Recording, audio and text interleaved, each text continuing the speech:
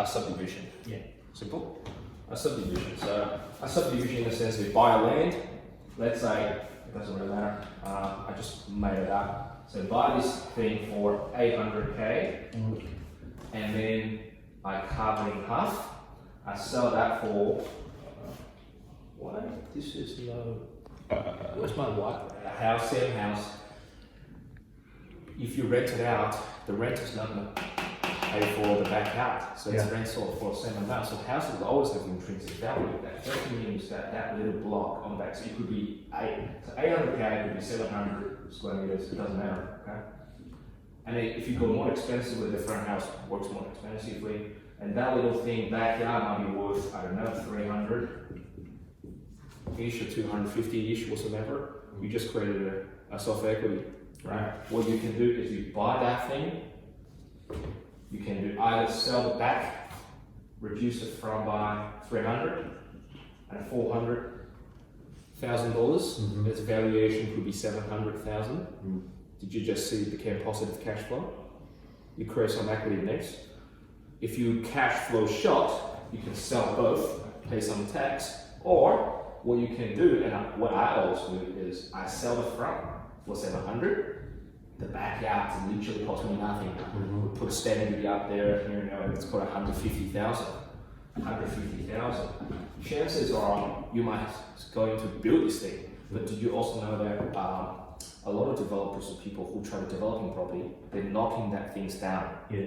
They're kind of gonna, you know, anywhere the demolition cost is going to be paying what, $12,000 to $15,000 to demo a house. So what they do is they put this house on the market for free. Now a lot of this property have this timber stump. That means you can lift it up. So I pay a lot of times professional company builders specialized in this. They relocate another home supposed to be demolished. They cut it in half, transport it. And they just get it re-stumped and everything. Let's call it cost of rent or everything adds up to 70 grand. That's normally how much it costs. And that just gets you a little thing for what? I don't know, so a little like 220. That bloody thing could be worth 650. If you do a little bit, I mean, but that's what I'm thinking. The banks will give you 100% finance on this, and it's bloody positive cash flow. Put an offset in place, it just pay it down. And now, idea is, if that's positive cash flow, right? Let's say you have this principal, a deposit, to put in one deal. You get the deposit back, the bank funding 100% of costs. If something worth 650, the bank's funding on 200,000. No brainer, it's positive cash flow. It's self-sustainable. It doesn't impact your stability. That means you can go again. And also your deposit is back. You can go the second deal. Did you just see, be able to draw these things from here? That's a very simple process to start carving to sell down one, keep the other one. Obviously there's a few nuances to learn the process to learn, but most of the times you'll be figuring out by yourself because professionals are going to educate you.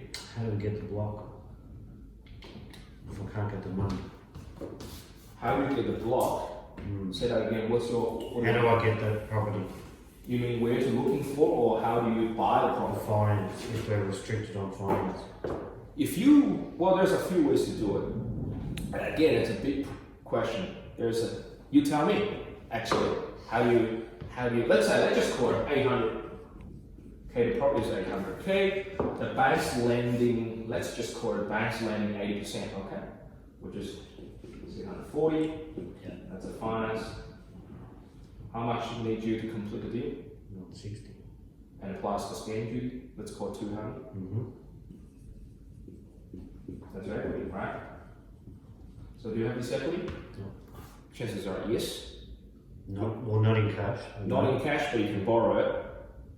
Yes. Yeah, you can get equity out. Okay, so equity, that's your equity, is it? Yep. Okay, so you can equity can come from cash or a house equity. Okay.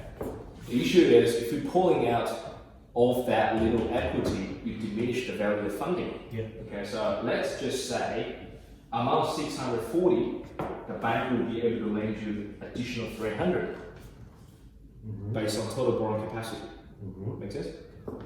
Assuming you're pulling $200,000 out of your home, Bank lends you 300, it doesn't matter. Or they lend you 200, that means you're short for what? 340k, right? The only issue is how do we bridge into 340k? There is a few ways. One is academic ways, means improving income. You might say, fuck, it's too slow, but that's one way. And then you get a question is like, what do you do and how much you improve income for? Well, for financing that, you get about 30 to 40 grand a year.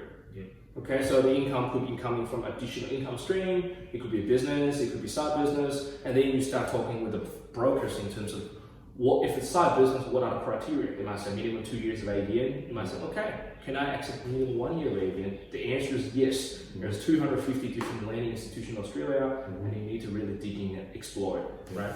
And then that could be a pay rise, or it could be a combination of both. I don't know. You can get a pay rise of 15,000, and I don't know, your family might be get another $15,000, 20 grand out of the business, and all of a sudden you'll be able to afford it. And the chances are, once you get a first deal down, your serviceability is increased, isn't it? Yeah. That means you'll be able to go again. It's getting better and better. That's one way, textbook ways. The way I do it is you're gonna understand a concept of balance. In any deal that I teach anyone, a lot of people say, there's no money down deals and here and there. They are correct, but it's only part of the equation. But there is a scale in deals. Here is money, and here is a skill. If you don't have that, you need to double chip in that.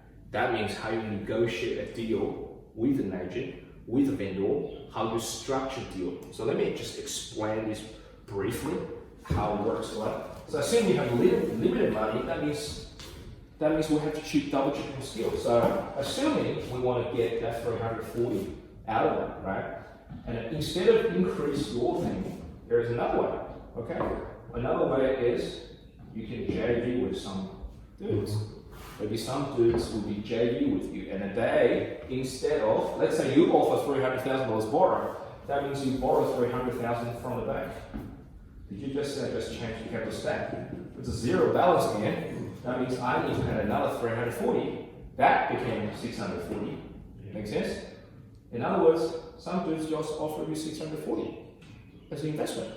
You can do it is to do 50-50. Perfect. I don't care how you do it. I met so many clients that are earning sub 2-3% in the bank, and they say I have 3.5% in term deposit. I was like, man, do you want 10%? It's so easy for me to give you 10%. I never say 30, 20, 30, 40, 50 because people wouldn't believe me. I always say 10% and then give them 30%. And if I really shock them, what would they do? They just keep rolling. So the first deal, it doesn't really matter. It doesn't really matter if you bank another 50 grand, you give them bulk of the profit. That's how you roll, right? So you can still do it. So that's another way of you can change the stuff by looking at joint venture, and then the key question is capital. How do you raise capital? Where to find it? And that is the skills that you have to learn. I can't teach you in this very quick context. It is not easy, but it is not that hard. It's not that hard. But the idea is if you get that deal down, man, every deal is the same. If you do that, then you might say, if you be able to get something split half and then you go through this investment model. The second one, what's the difference if you just put 3 on it? It's bloody the same process. If you put 3 in there, you already learned how to deal with the council, how the permit works. Not terribly hard. Again, there are some people who are guiding you, such as your planner. Land surveyor will help you to draw the boundary. And if you do 3 deliverings, and this time you're going to involve one more guy, architect. And if you do that, you follow the same model. This guy or some other guys might be saying, this time I'm investing $1 million. And you get that done, you get more money, right? And if you get that 1 in 3 done, congratulations, you just go from a simple splitter to a very small development. But what's the difference on this? Same process, spend same time to acquire the sites, same time to talking to people, same time managing the bloody thing, you double your profit. And guess what? When you're doing 6 packs or townhouse or villas or whatever, the loan is no longer becomes irrelevant because banks no longer funding the deal based on accessibility and based on profitability. It's a short-term loan. That means if you can literally make no money. Banks don't care. What they want, pre-sales. They was like, well, how much you need? I need 2 million. Okay, how many pre-sales you cover? I need, in order to cover 2 million, each one is what? 500. You need to sell down this for in order to fund you the construction for the whole deal. Okay. That's how we grow. Now it doesn't matter. We're doing the whole apartments, factories, or large land subdivision. It's the same model. That's how you roll with active. So that's one way of looking at the things, right? So that's equity partners. Okay, so someone give you money, you work with it, right? That's how it grows. Another way of looking at it is the equity partner, joint venture partner could be who? Landowner. You say, how do I finance the land? Why do you need to finance your land? You don't need to finance your land. Option. No, look, yes, option is overrated. People make it sound simple. It is not. I have yet to see too many mom and dads have the success in option. Because in order for you to secure an option without giving people the deposit and the security in terms of the unconditional contract, most of the sophisticated vendor will say no. Only who gonna have the lots of success in options? Large public groups. I talk about Mervard, I talk about Stockland, I talk about big private land developers, such as a Burbank. They've done options, but they've done options with people who've accumulated generation wealth in this land holding. Those family know them. They took 2-3 years of cultivation of relationships to roll the option. So don't get caught by this marketing bloody thing in options. I think work with the landowner is much easier. There's a different way to do it. You can do vendor finance. If banks don't give you a loan or don't give you enough loan, and you say you'll have $100,000 to $120,000 profit in the deal, and a vendor wants $800,000, what you can say to him is, Mr. Vendor, my borrowing capacity is only $300,000. I am $500,000 short. You want $800,000. Let's do a deal. Let's set, how about I give you $300,000 in 3 months, right? And I give you remaining $640 in month 12 or month 15, right? But when I give you the remaining money, instead of I purchase this for $800, how about I do this for $850? That way you defer your tax, but also it's a win-win. What I will do is I will spend the remaining cash on your site to secure 2 titles, and I will manage the marketing to sell both. Or just say I will manage the marketing to sell the front one, and I'll keep the rear block. That's where you get your money. I get my property. If you're happy with that, I will do it. So that's another way. Is all the way on going to say yes? Absolutely no. But will someone, say yes? Maybe. Especially in a down market, downturn market, right? So that's why you can look at with the landowner. Well, obviously options one way, but small deals are not even worth optioning. It's just too difficult to bloody spend all the time and money on legals and everything. And Victoria now is very hard. It's a very hard market to option because the state revenue office is cranking down on the stamp duty issues with options. So I would not suggest people who just look at options. It probably, it's 1% of the chance that you will be led a deal of decade. And people says, yes, I'm happy with options. I don't really care. I trust you. I just want to work with people with lowest demand. If you spend more time on option, I would rather spend more time looking for joint venture partners of that. That's another form is using your negotiation skill. So instead of having JV partners, instead of talking options, what you do is, I might have to deposit, and I do a 12-month settlement. I know in month 6 or 4, whenever, that's only the small deals, right? I'll get my permit or to approve to cut into half. That leaves me another 6 months to market this thing to sell down. And if you're holding one stock, all you have to do is just sell the front house.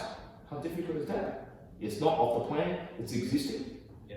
If you be really smart, what you can do is that little thing, 800. I offer you 825, give you 12 months, and what I'll do is you pay them 25,000, 10%, and then spend some money on something like the thing, which is not much, could be 30, 40 grand in there, and that depends on the nature of the house. You might spend some money to renovate, and at that point, you might just say, you know, I think based on your circumstances, you'll be able to pull in all of this money from the equity yourself. Okay. But if you're ever running anything short of that, you can tap into some joint venture. You just say, for that front house, do you want to do a little joint venture? Let's put your money into renovating that thing. Right? You can still do that. But the idea of renovation is you spend $1 on renovation, you get about $2 to $3 back. Yeah. So you can also increase the value of this. Yeah, right? So you can also do that. If you also have the good sales and negotiation skill, I would advise you to sell this bloody thing yourself. You cut another 2% agent costs out of it.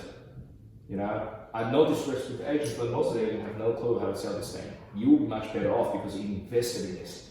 You sell this thing, save another 2%, all of a sudden, little things counts. It's just your first deal. You maybe might eat the bullets, and when you don't have the perfect balance sheet, perfect incomes, you just need to eat the bullets. Get it over. The second will be easier, your confidence will grow up. And then just a positive momentum. And you really need to get active. It's not Australian, it's easy for me to talk and ask. You know, I show guys in the office all the time. I said, here's a deal ID. Every Monday I show them, here's a deal ID. You know, we banked 5.6 million and I spent $200,000 in it.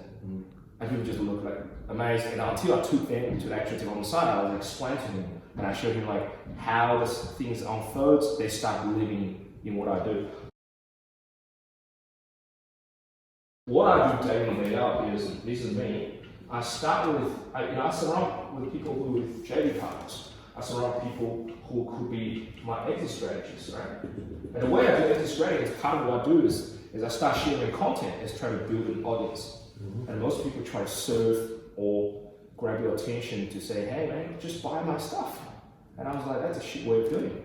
You know, a good way of doing it is, how about I get you to where you want to be, and when you are ready, we're a good fit, and then you will buy from me. So we don't sell to people actively, we just start building relationships. But overall, it's all forming a big part of what I do. So JV there, and then developing relationships in terms of where do I get those deals. And then for me, just get myself brushed up on skill sets, negotiation, understand how to sourcing deals, how to acquire sites. A lot of times it's not what I do, it's how I do it, how I say it. The vendor will say yes. Then you mention the option, it's the same thing. Everyone knows how it works. I can explain in about 2 minutes. But the issue is the fact that you and I try to option a site, you know, we say the same thing, chances are going to produce different results. You know, so it's a very important thing. So strategies, there's a lot of strategies. Every strategy works. It's just which works for you. What you will, and then what's this? This is soft skill. You need to grow a bit more on that. You need to understand how to start developing. Another pillar is relationship. Relationship with the funding, relationship with agents, relationship with builder. Those, not only they're going to help you when it comes to execute deal, but also they will teach you so much. That's the best form of education. I learned so much on the field instead of attending a course and so forth. But it's important to attend courses, obviously. But this is, you know, did I answer your question, or at least to get you? I think you've made me think in a different light. Yeah. Just go that way, man. So I don't think just try to. Many years ago, I had this revelation. So about 4 years ago, I had this conversation with my accountants. I have different entities. In one particular entity, there is about 10 residential properties. I think it's about 5 or 6 about townhouse, the rest of the house. So there is one set of portfolio, but it's probably worth about 9 million-ish in that. No debt. It's all the properties I've developed, keep it there, right? It's grown nicely, it's good.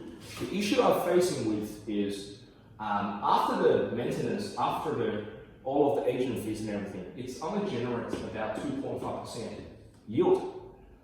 But when the portfolio grows too big, I get smashed by land tax. Because land tax in Victoria used to be not that updating that frequently, but recently they've really frequently updating it. In other words, if that bloody thing is worth 9 mil, I get charged 2.25%. That means I don't have any passive income. That's ridiculous. So I was like, that's shit. And one of my friend, he's very well respected in this industry. He's been doing these commercial developments for ages. He was like, you should start restructuring portfolio to commercial. So I started looking into his, portfolio. He's showing me properties that he generate 8% net yield, to about, and then what you do is using what you know by adding value to the property, increase the rents or increase the net operating income. Because in commercial, the way we value this is really a net operating income divided by the cap rate. So let's say the area cap rate is, let's call it 8%. Means average commercial property, let's call it office in this area, is leased for 8%. That's called a cap rate. And your ROI in terms of net operating income, if it's triple net, means the tenants pay all of outgoing. It could be just your rents minus whatever agent fee, right? So let's say if your net operating income on this is 200k, then the value is just 200k divided by 8%. What they do is they increase this bloody thing to 300k, and your value just increased by another, your value will be increased by what?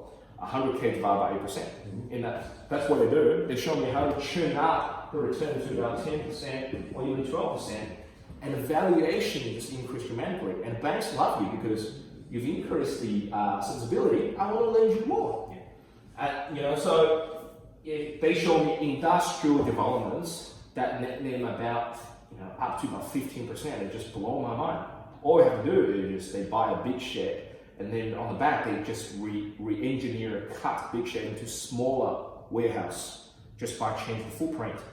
And drive down so what they do is instead of leasing out the large industrial sheds, they cut it out into 8 or 9 small ones.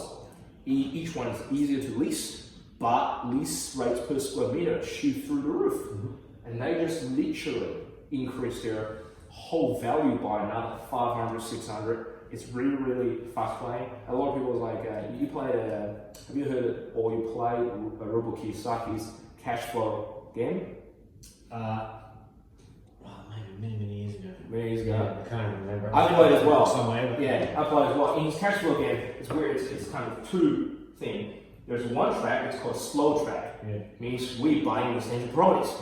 The other one is called fast track. And there is, your game is to start playing small track until you hit a certain threshold. You go to play this fast track. The way you play fast track is you start drawing cards like buying large deals, optimizing it, and then just cash on cash or cash flow stereotype. This is the way it gets to, is when you transition from residential to that. So what I did is, if you follow through that, you will end up with a lot of residential property, and then you're still going to transition again to commercial property. Now, commercial property could be anything in commercial in nature. It could be in retail, but retail is not good now because it's smashed by Amazon and all these anti-retailer. Professional space is good, but depends on which industry you're working on, and a floor place and everything on it. So you just, or let's say local shopping mall, established shopping mall is still good. So it depends on what type of commercial asset or industrial, whatever. But you transition to this, and then all of a sudden, same portfolio size, my net income literally double, quadrupled overnight by restructuring my asset into them. And then what I'm now doing day in, day out is to acquiring sites. So we just did another transaction in South Melbourne. It's kind of like, I just explained, 3 levels of office space, there's a cafe on the ground, but due to the planning, because I know how to develop, we can put another A levels on it, and that could be A levels of apartments. That little thing we acquire it based on 4% yield. Net, still better than residential, because residential is gross. But if I spend about 100, 200K on permit, I get another 8 levels. I just increase the value of the site by another 2 mil. On top, I don't have to develop it, but if I do, I will be able to increase. So that's how we probably roll it in terms of that. And the way you're really looking at the spectrums of things, if you look at that, this is passive, just getting started. This is active. This is between how you get transitioned. Like what I said, you need to have JV, which always linked to capital. You need to have relationships. You need to have a deal, and you need to have an exit strategy. And halfway through, and the way you're using that, like core active skill, active development, it could be anything. And once you get to this point, you start going through a restructuring. Restructuring means turn residential into commercial. Now commercial, you start owning sites. Ever wondering those big family names in Australia, why they're building generational wealth? Is they start owning these strategic development sites that are of the commercial in nature. That whole building yields then 5 to 6%, and they don't do anything. But if they do, they will be at another whenever level on top or whenever that's extract tremendous values, and they just keep on going. That's in a nutshell what to do. And then this is where, in order to transition, you really need to just bridge in the knowledge side a little bit. So that's that.